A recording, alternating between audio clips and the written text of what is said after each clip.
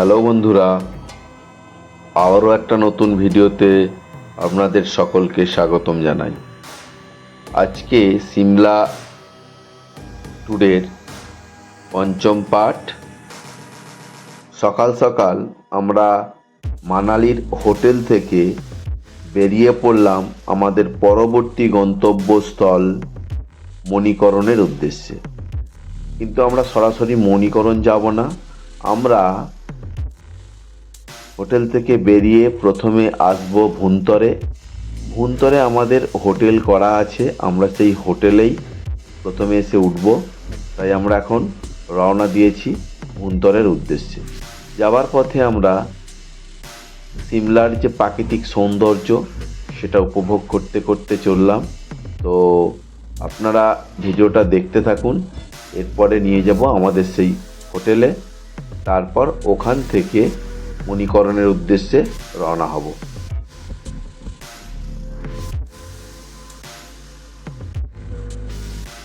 Manali hotel থেকে ভুন্তরের দূরত্ব ছিল প্রায় 60 কিলোমিটার এবং প্রায় সময় লেগেছিল 3 ঘন্টার মতো।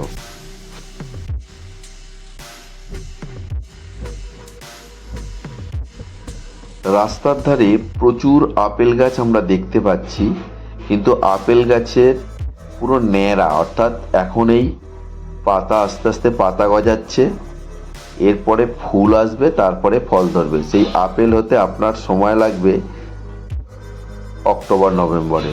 তবু আমরা গাছগুলো দেখে নিলাম, যেহেতু আমাদের কপালে নেই আপেল দেখার, আমরা গেছি অন্য সিজনে, তাই আমরা আপেল গাছগুলো দেখে এলাম, আপেলটা দেখতে পাইনি।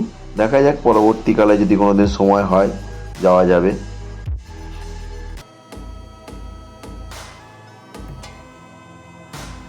আমি পেশাগত ব্লগার নই, তাই আমি সমস্ত ব্লগারদের মতো ঠিকঠাক বলতে পারি না, তাই আপনারা এরই মধ্যে একটু বুঝে নেবেন।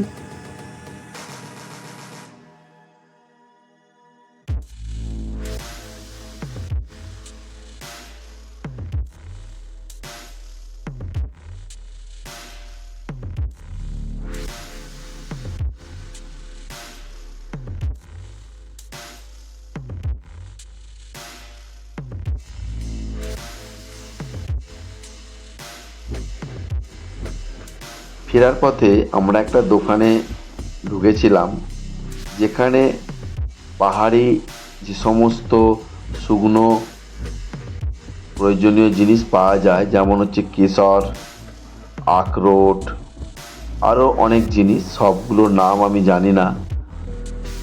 আমরা দেখলাম, কয়েকজন তার মধ্য থেকে কিনে নিয়ে আমরা আবার রওনা হলাম ভুন্তরের উদ্দেশ্যে।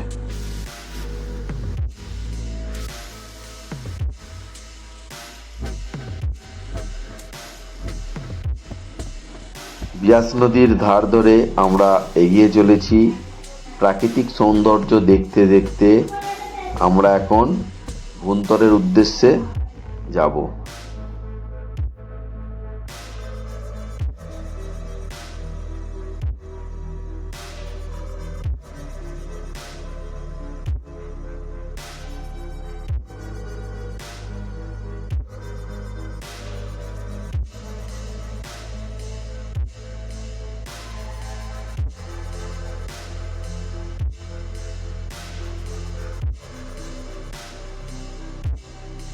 আমরা চলে এসেছি আমাদের সেই হোটেল নিউ সিলভার ভেস। এই হোটেলে আমরা আমাদের লাগেজপত্র রেখে তারপরে হোটেল থেকেই পার্শ্ববর্তী যে বিয়াস নদী আছে সেই নদীর কিছু ভিডিও তুললাম এবং লাঞ্চ সেরে আমরা বেরিয়ে পড়লাম মণিকরণের উদ্দেশ্যে। তার আগে অবশ্য আমরা বিচটা একটু হাঁটাহাঁটি করেছিলাম, তার ছবি আমরা তুলে দেখিয়াচ্ছি আপনাদের। আর এখান থেকে বিয়াস নদীর যে উপত্যকা খুবই সুন্দর লাগবে। তো আমরা কিছুটা এখানে সময় কাটিয়ে এরপর রওনা হলাম পার্বতী নদীর ধার ধরে এগিয়ে চললাম মণিকরণের উদ্দেশ্যে। আমাদের এখান থেকে মণিকরণের দূরত্ব ছিল প্রায় 40 কিলোমিটার এবং আমাদের গাড়িতে যেতে সময় লেগেছিল প্রায় 2 থেকে 2.5 ঘন্টার মতো লেগেছিল।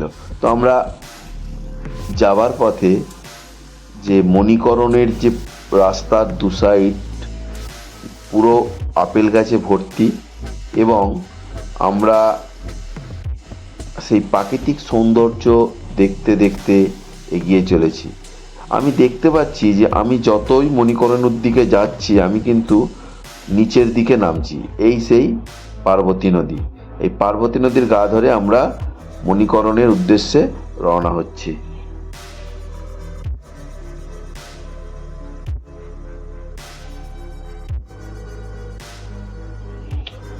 মণিকরণে কি কি দেখার আছে তো আপনারা চলুন ভিডিওটা দেখতে থাকুন। আমি দেখাবো ওখানে কি কি পাওয়া যায় এবং কেনই বা মণিকরণের জন্য মানুষ এত আগ্রহী।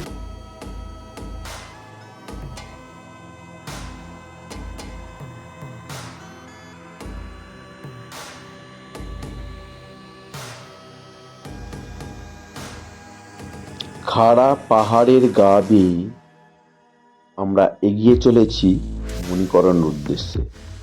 দেখুন একেবারে ডান দিকে খাড়া পাহাড় আর বাম দিকে গভীর খাদ, কিন্তু ড্রাইভাররা খুবই সচেতনতার সঙ্গে গাড়ি চালিয়ে আমাদের নিরাপদ স্থানে পৌঁছে দিয়েছিলেন।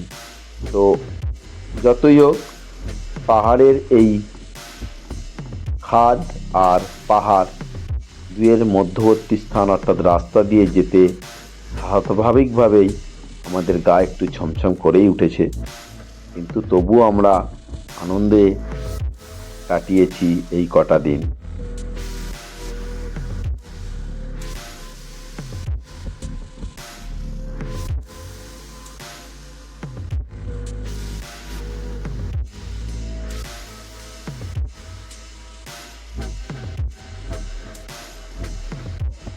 ওই দূরে পার্বতী নদীর উপত্যকায় ছোট ছোট গ্রামগুলো দেখা যাচ্ছে। দূর থেকে মনে হচ্ছে যেন ছোট্ট ছোট ঘর, কিন্তু দূরত্বটা এখান থেকে অনেকটাই, তাই আমাদের এই রকম মনে হচ্ছে। এরপরে আমরা ঝাউবনের মধ্যে দিয়ে এগিয়ে চলেছি মণিকরণের উদ্দেশ্যে।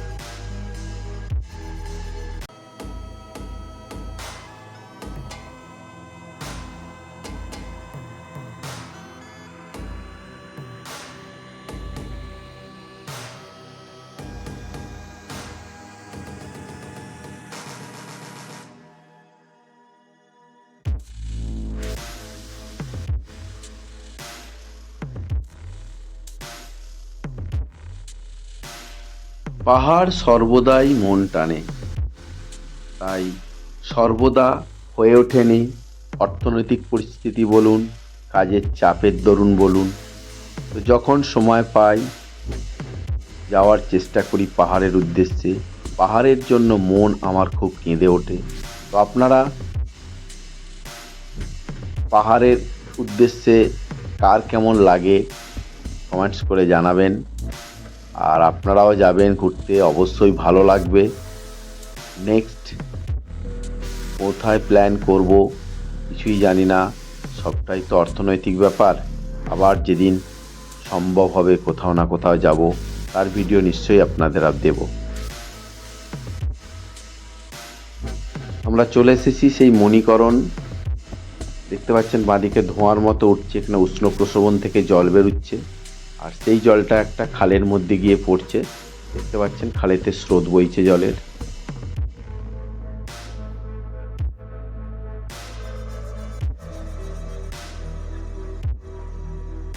এই জল গিয়ে মিশছে পার্বতী নদীতে।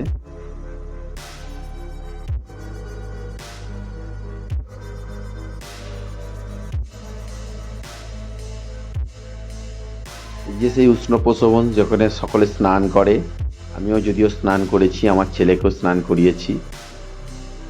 গুরুদ্বার এটা, গুরুদ্বারে কিছুক্ষণ সময় কাটালাম, এখানে ফ্রিয়ে খাওয়ানো হয়, তো অনেকেই খাওয়া দাওয়া করছে। তারপরে আমরা চলে গেলাম পাশের একটা শিব মন্দিরে, যেখানে উষ্ণ প্রসবন আছে। সেই উষ্ণ প্রসবনের মধ্যেই চাল ডাল সমস্ত কিছু সিদ্ধ হচ্ছে। চলুন আপনাদের দেখাই।